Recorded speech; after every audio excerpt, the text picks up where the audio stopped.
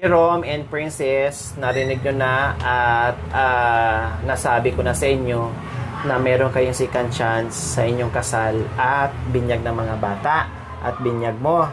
'Di ba? Nasabi ko. So, ngayon, Princess and Jerome, hindi lang ang second chance sa kasal at binyag or binyagan ang naibibigay sa inyo. Yung second chance din, another second chance doon sa sustento na buwan-buwan sa kuryente at tubig. Ituloy ko pa rin yon, pero tapusin ko na lang yon kung ano yung naipadala nila na pera. At doon sa 2,000 na buwan-buwan. Maliwanag sa inyo? Yung natira na pang isang taon na para sa kuryente at tubig at yung ilang buwan na natira, isang buwan or 2 buwan, isang buwan na lang natira, di ba?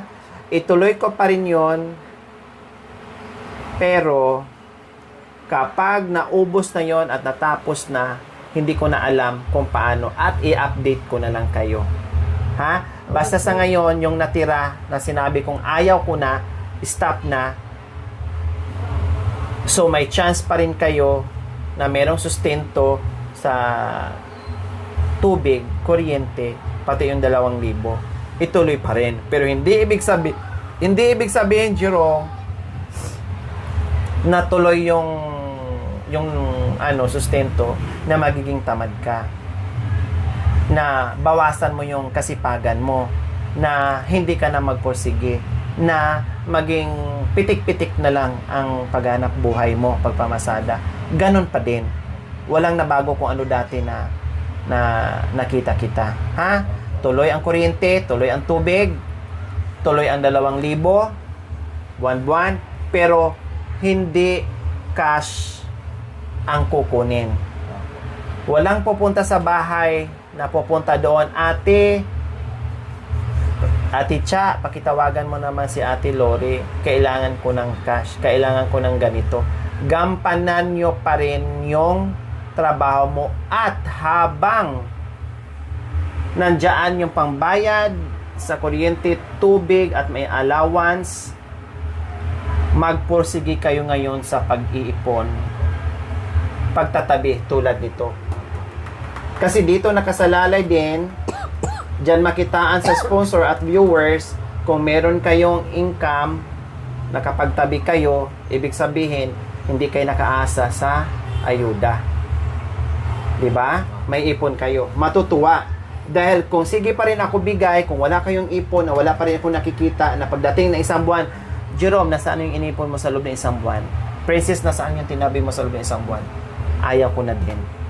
No? Putulin ko na rin tuluyan yung tubig, yung kuryente at yung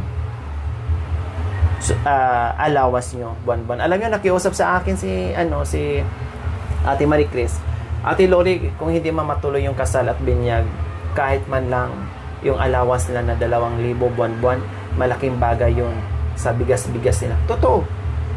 Yan naman yung bigas namin na binibigay namin sa inyo. Hindi pa nauubos. Darating na naman yung isang bigas. Hindi pa naubos. Darating na naman. Kasi malaking bagay yon, 'di ba? So ngayon, anong pakiramdam nyo?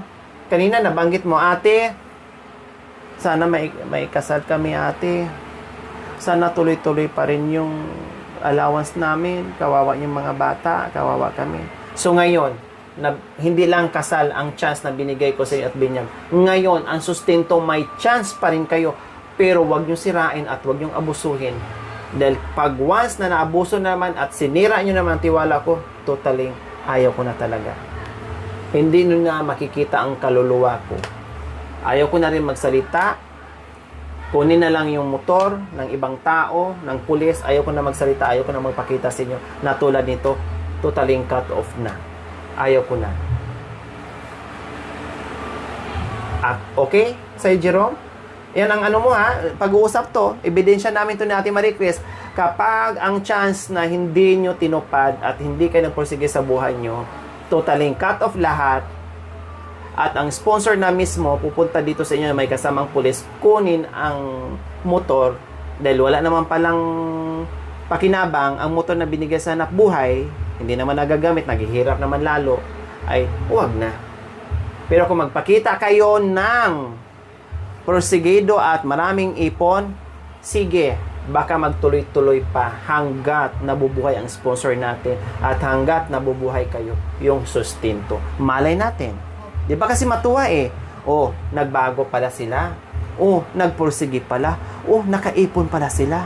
Magandang tulungan na kahit papaano nagkamali pero inayos nila ang buhay nila. Nabigyan sila ng chance. Baka ganun ang mangyari. Pagdating ng mga anak nyo na malaki na, ay, paaralin natin yung anak nila kasi nagpupursige sila sa buhay. Sige, sagot ko na yung pag-aaral ng mga anak mo. Hindi ba kayo na to? Hindi nyo ba iniisip minsan yung ganun? Or hindi nyo ba iniisip yung magiging kinabukasan ng mga anak nyo? Jerome, Princess, ano bang gusto mo sa mga anak mo paglaki nila? Makapag-aral. Ikaw, Princess? Makapag-aral po ng maayos. Yes, makapag-aral ng maayos. Kasi kayo, kulang sa pinag-aralan. O anong buhay nyo ngayon? Hirap. Eh, gusto mo ba ang hirap mo, Jerome? Eh, ganun din ang anak mo. Gusto mo rin yung kahirapan mo iparanas mo sa anak mo. O, di ba? Hindi ikaw, Princess. Gusto mo? Hindi. Oh. Yun naman pala eh. Ang gusto natin sa mga anak natin na yung buhay natin na hindi magaya, ang gusto natin na pagdating ng panahon magiging okay yung buhay natin. Tingnan mo sa ating Marie Chris. Nagtiyaga sa lahat ng bagay magpaaral ang mga anak dahil gusto ni Ate Marie Chris ay hindi magaya yung kahirapan nila doon sa mga anak nila. Oh. Masaya kayo sa balita? Sa ano? Sa sustento o mukhang hindi? Kanina hinihiling mo sana ate maibalik din ang ang allowance namin kasi kawawa ang mga bata. Oh, ngayon binalita ko na sa'yo. Sa kasal, binigyan ng second chance. Sa ayuda, binigyan ng second chance. O ano ngayon naramdaman mo, Princess, sa lahat ng ginawa mo? Masaya po. Nabawasan yung kwan ng ulo ko. Bakit anong iniisip mo? Yun po. Yung allowance namin tibon-bon. Tapos?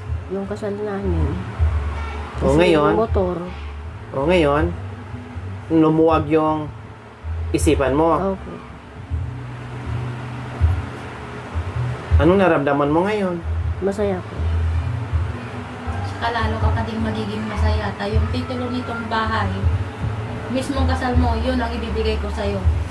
Pero ang tanging pakiusap ko lang din wag kung sakali man na hindi kumabot yung araw ng kasal mo, kung maabot ko mang bilang, hindi. Yan ka na naman. Sige na, para maliwanagan, mas lalong gaganda ang aura ng mukha mo, hindi ka na ikaw magiging kamukha ni Nanay Ansing. Sige na, upo ka na doon. Oo. Yun lang siguro ang tanging magandang maibibigay na magandang regalo sa'yo. Para mas lalong lumuwag yung pag-iisip mo. Ibibigay at ibibigay ko yung papel ng bahay na to. Sayong-sayong sa'yo na ito. Wala na akong pakialam, hindi ko nakukunin. Lahat ng mga kapatid natin kinausap ko, wala silang habol doon. Kundi ikaw ang bukod tanging may-ari nito. Basta ang pakiusap ko lang sa'yo, alagaan mo to, wag mong pababayaan yung bahay, wag mong ibebenta. Kasi tangi ito na lang ang sandalan mo eh. Kung mawawala pa to, wala na. Wala na akong alam na pwede pang may halas. Opo, uling halas mo na ito ding. Lagi mong isipin lagi lang ako nakantabay sa likod mo. Yun na lang siguro ang tanging problema mo, itong bahay na problema mo siguro, baka isang araw, baka iniisip mo kukunin ko itong hindi mangyayari yun. Sa'yo na to, may sarili naman akong bahay, kahit na maliit lang yun. At least, alam kong akin na yun, yung pinatitirikan ng bahay, wala nang magpapaalis sa amin doon. Kaya ipanatag mo yung loob mo na sa'yo na talaga itong bahay. Basta, sa araw ng kasal mo, kung andoon man ako, dala-dala ko yun. Pero kung wala ako, alam na nila kung saan mo kukunin yung papel. Kung saan nakatago, kunin mo na lang sa kanila. Kakaintindihan na tayo? Then, tanggalin mo sa isip mo na kukunin ko itong bahay. Huwag kang mag-alala, basta sa araw ng kasal ko, nakalagay pa yun sa isang box. Kung gusto mo pa, ilalagay ko pa doon sa ipupunta ko sa Shopee para sa yung Shopee rider na pang ultimong magbigay sa'yo yung titulo ng bahay para mapanatag ka lang. Parang nagpapaalam ka naman na kasi. Yun nga ang sinasabi ko sa'yo. Ayaw mo Opo. mawala ang ate mo, pero pag sinabihan ka ng ate mo, pabalang-balang pa yung sagot mo. Yan na lang intindihin mo, ayaw mo mawala yung ate mo. O siyempre, habang nabubuhay ang ate mo, mahalin mo at respetuhin mo. Kahit pagalitan ka, kahit anong gagawin sa'yo, magpakumbaba ka pa rin kasi ate mo siya. At hindi ka naman pinapagalitan ng ate mo na walang rason. Dahil din para sa'yo yan. Oh. Para mapanatag pa yung loob mo, yung picture ko doon, ipatanggal mo. Kaya yung mukha mo na lang iwan mo doon sa kanila tatay. Okay lang, gawin mo lahat. Kasi ikaw na yung may karapatan doon. Pag wala ng ate Marie Chris, wala na magsasabi sa yung ganyan. Ngayon, galit-galitan ka sa kanya. Ngayon, tampuhan ka dahil nakakarinig ka ng pinagsasabihin ka, pinapangka ka. Pero pag once na nawala ang ate mo, wala ng ate na magaganyan sa'yo. Wala. Hahanapin mo, magsisisi ka. Opo, wala naman siyang ating napupuntahan doon, kundi sa bahay lang talaga. Kaya kahit anong sabihin ng gagaling niya sa bibig niya, wala. Huwag mong ikakatampo, huwag kang magagalit. Tanggapin mo yan. Dahil ayaw mo palang mawala ang ate mo. Makinig ka. Dahil kung wala ang ate mo, wala. Wala na magsasabi sa'yo. Ayaw naman ng mga kuya sa'yo. Ibig ko sabihin, hindi naman inaayawan ka. Dahil sa ugali mo, kaya umiiwas na lang sila. Baka mamaya, makapagsalita sa'yo ng hindi maganda, kaya mas maganda, umiiwas sila. Ganun na lang siguro ang nangyari sa mga iba mong kapatid. Ikaw lang ang pinaparangka at talagang ang tawag nito, ginaguide ka. Oh. Tama ba ako, Princess? Opo. Ngayon, mangako ka sa akin sa harap ni Ma'am Gloria dahil nire-respeto ko siya. Laking respeto ko at saludo sa ko kay Ma'am Gloria. Ipangako mo sa akin na wag mo, pagdating ng araw magipit kayo, Jerome, wag niyo ibibenta itong bahay Magagawa niyo ba, Princess? Yan lang ang pakiusap ng ate mo. bahay ni mga anak ko dito. Mga itong mga babae nila na tanda na. Kaya nga, yun ang pag-iusap ka sa inyo. Kahit na matigil yung ayuda nyo, kahit sobrang gipit ka nyo, wag nyo isiping ibenta to. Kasi Sila- mahirap nang makahanap ngayon ng sariling bahay at lupa ang mahal. Mati balay, mati matupak. Huwag sabihin mo. Kaya nga, yun ang pakiusap ko. Mangako kayo sa akin, lalo na kay Ma'am Lori, na siya ang makasaksi na wag nyo pababayaan ng bahay, wag nyo ibibenta kahit na anong mangyari, kahit na gaano kahirap ang buhay.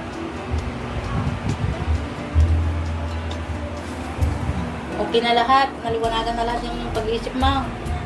Anong mensahe mo doon na hindi huwag niyo ibenta? Ano naman masasagot mo doon kay ate mo? Yung pangako mo sa ate mo. Papangako ko sa'yo ate, itong bahay na to, alagaan ko.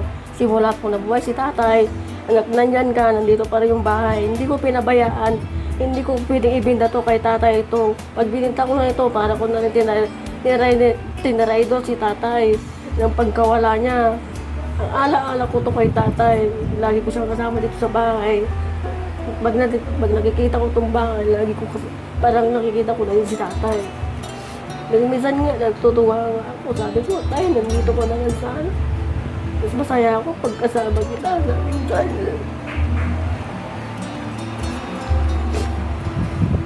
May dahilan kung bakit wala si tatay.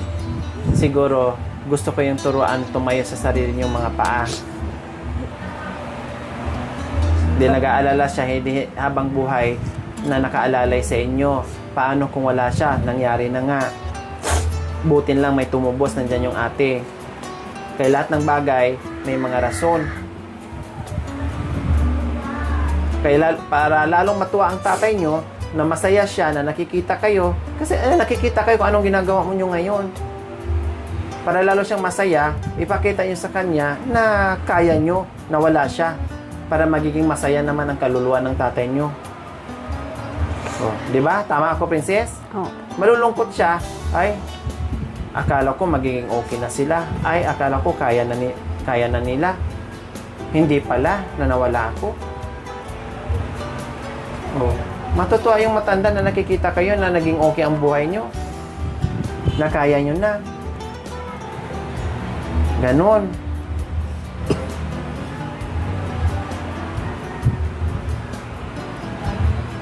O Jerome, ikaw lalo ka na ikaw yung naghanap buhay. Anong pakiramdam mo ngayon na ang sustento ay nanatili pa rin nandyan? Pero ang ipon, ipangako nyo sa akin at gawin nyo, Tuloy-tuloy pa rin. ha? Tuloy-tuloy pa rin ang pasada sa magbukod. Kasi alam ko, iniisip nyo, malaking kawalan yun sa inyo. Saan kaya? Libre kuryente, libre tubig, wala nang isipin sa bahay, napakaganda na ng bahay, libre pa allowance, saan kanyan? Kahit sino manghihinayang. Ikaw ate, manghihinayang ka? Nanghinayang nga po kaya sobra akong natusumama sa inyo noon, ma'am. Na sana hindi mawala yung mga tulong sa kanila. Kasi sobra pong kuwan, napakalaking tulong po yun para sa kanila. Hindi man po ako yung natutulungan na ganun, pero pagka nasabi kong ipakat lahat, ako po yung sobrang nangihinayang. Pero ngayon po, sobrang pasasalamat po na ibalik po lahat ng yun.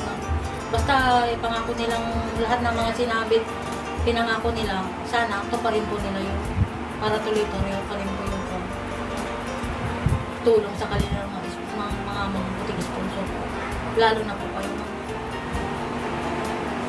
Alam mo, princess, nasabi mo minsan, nagtampo ka sa ate mo, nagalit ka sa ate mo, pero ang naging balik ni ate mo, wala pa rin ibang inisip kundi yung kabutihan mo, kabutihan nyo sa mga anak mo, kayo, at wala pa rin ibang hinihiling kundi sana mapagbigyan kayo sa kasal at sa sustento.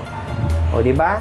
Kahit binabato nyo yung ate nyo, kahit minsan nainis kasi sinasabi niya dahil hindi nyo nawaan, nang akala nyo kinakalaban kayo, pero ang ate nandyan pa din, ay hindi nagdamdam sa mga narinig niya. Nandyan pa rin nakikiusap na magiging maayos at magiging may balik yung kasal, binyag, sustento lahat para sa inyo. O yan ang tunay na ate. Dahil kung iba pa yun, sinusulsulan na ako, wag na, hayaan mo na, hindi. Patuloy pa rin na kung sana na maipagpatuloy para sa ading ko, para sa kanila. Nangibaba pa rin awa ng ate mo, princess. Hindi ka sinisiraan. Nagsasabi lang ng totoo kung anong ugali mo. Hindi ka lang niya pinagtatakpan. Hindi ka rin niya sinisiraan. Kung anong totoo, sinasabi niya. Tingnan mo naman ano nangyari ngayon, no? Harap-harapan, hindi niya kinakamkam itong at willing niyang ibigay sa'yo. Ay, kung masamang ate yan. Kung masama lang po ako, ibinta ko ito dahil nakakailangan po ako, pero hindi, mas inisip ko po yung kapakanan nila. Pwede nga sabihin ni Ate Marie Christian, pasensya ka na, ading ko, kung gusto mo tumira ka sa bahay. Ibinta ko yung bahay na yan dahil kailangan ko sa operasyon ko para masave yung buhay ko. Opo. Hindi ko po inisip. Pwede niyang gawin yan. Wala kayo sa papel eh. Pero hindi. Mas pinili pa yung mamatay siya na hindi lang kayo mawalan ng bahay. O, hindi mo inisip yun, hindi mo na-analyze yun. Kasi inisip ko yung mga anak mo. Kasi may mga anak din ako. At nagtatrabaho pa yan. Sinalo na nga lang ng asawa niya. Oh. Kung hindi ko sinamay, nagtatrabaho yan doon. Para kumita lang ng 150 or 200 isang buong maghapon. Na hindi niya sinabi ng asawa niya. Dahil bawal sa kanya magtrabaho pero nagtrabaho. Para Bawal po matulungan. kasi siya sa init. Oh. May sakit po siyang high blood. Oh, kaya nga. Mahilo. Oh, 'di ba?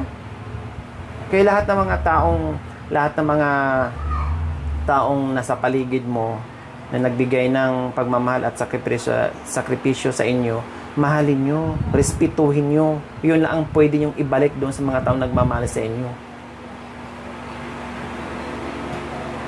Huwag nyong bastusin. Kahit anong damdam nyo, kahit sabihin nyo, magalit na kayo doon sa taong tumulong sa inyo o sa taong nagsakripisyo nyo, tiisin nyo. Nanatili pa rin ang respeto. Tama ba, princess, o hindi? Opo. Sumakit na ba ulo mo sa mga paliwanag namin? Pinipisil mo na yung ulo mo eh. Kanina ba ito sumasakit? Hindi pa ako kumain. Oh, hindi ka kumain? Na binalita na namin sa'yo ang mga magagandang balita? Kinain ko lang po yung manok kanina. Pinapak ko lang. Sabi, biro mo, kasal, binyag, sustento, oh, bahay, lahat na. Baka hindi ka lang nakakain kanina kasi nabalitaan mo na may second chance sa kasal. Na-excite ka na naman. Hindi po. Gusto ng honeymoon. Kasi kung hindi lang na ano, baka ang honeymoon, mabigyan pa kayo pa, honeymoon pa kayo sa Boracay o sa ibang bansa. Masaya naman. Oh. Di ba ikaw makakapunta ka kung sakali sa Boracay? Gagawin ko sa Ako Boracay. sakali. Mag-honeymoon. Ayaw ko.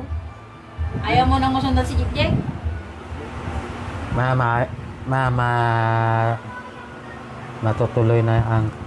Matutuloy na ang kasal natin.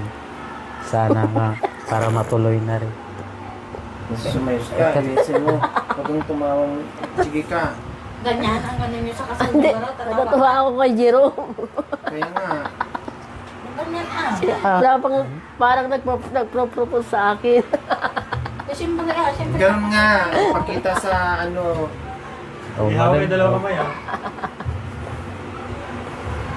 Matutuloy na daw yung kasal natin. Tika, stop mo. Katawa ka mga. umayos ka. Awan.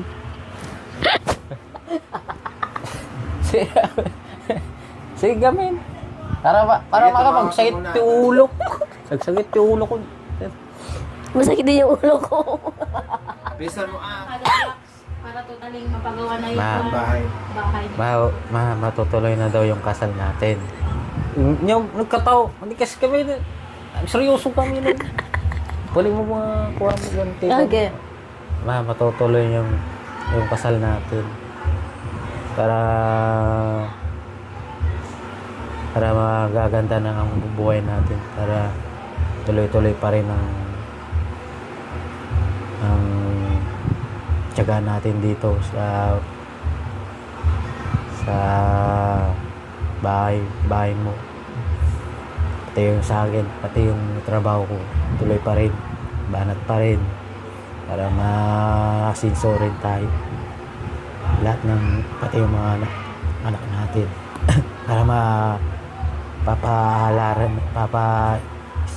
papa-iswilahan natin sila para lumaki sila mabuti, hindi sa atin na gaya sa atin na wala tayong na pinapangako ko po, masisipag po ako araw-araw, hindi po aasahan po yung ayuda na parating.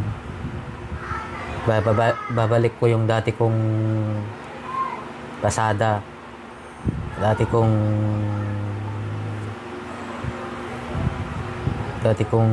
gawa.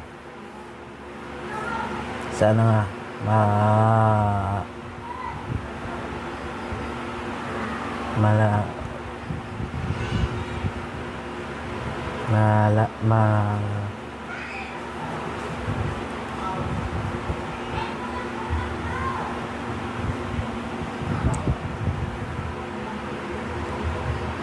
yun lang po.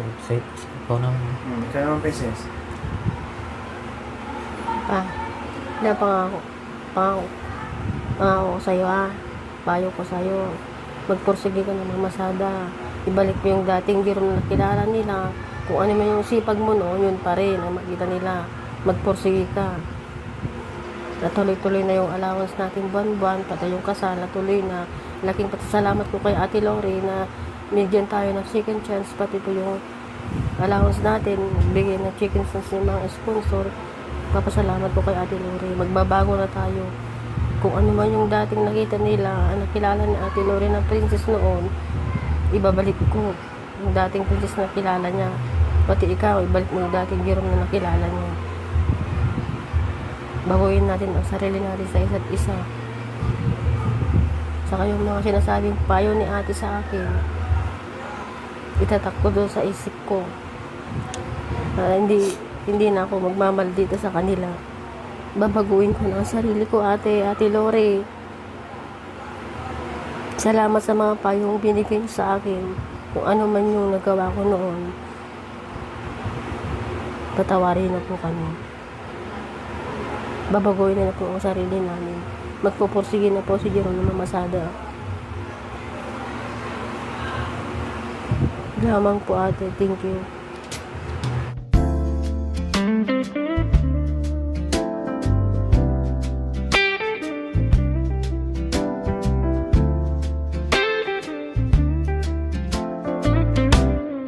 Love is like the sun that lights up my whole world. Thank you for watching. Don't forget to like, share, and subscribe.